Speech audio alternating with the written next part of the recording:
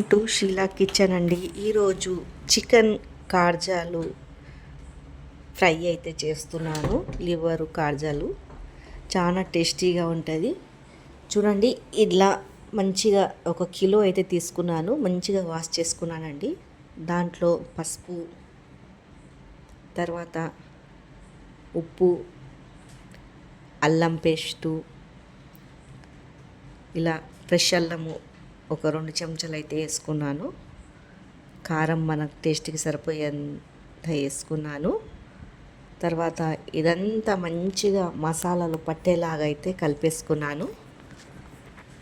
ఇదంతా మంచిగా మసాలాలు పట్టేలాగా కలుపుకొని పక్కకైతే ఒక అరగంట నాననిచ్చాను.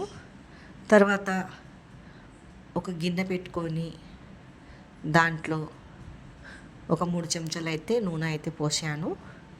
ఈ కార్జాలన్నీ దాంట్లో అయితే వేసేసానండి. లివరు కార్జాలు. ఇది పప్పు ఎంబడైనా మనకు చారు ఎంబడైనా ఇలా ఫ్రై తింటే అయితే చాలా టేస్ట్ ఉంటుంది. ఈజీగా అయితే చేసుకోవచ్చు. ఇలా మొత్తము బాగా ఉడికిపోతుంది. పచ్చిగా అయితే ఏముండదు. పచ్చిగా ఉంటుందని భయపడతారు, కానీ దాంట్లో నుంచే నీరు అనేది వస్తుంది. ఉడికిపోతుంది మెత్తగా కార్జాలు, లివరు. ఇలా అంతా మంచిగా మూత పెట్టుకొని ఒక 5 నిమిషాలకి కొద్దిగా సిమ్ చేయాలన్నమాట. ఇలా అంతా కలుపుతూనే ఉండాలి కింద మాడిపోకుండా. దాంట్లో కంచి నీరు ఊరి ఉడికిపోతుంది. ఇలా అంత దగ్గరికి అయితే పడుతుంది నీళ్ళు. మెత్తగా అయితే ఉడికిపోతుంది. తర్వాత కొద్దిగా మిరియాలు మనము ఎక్కువ వేసుకోవాలా.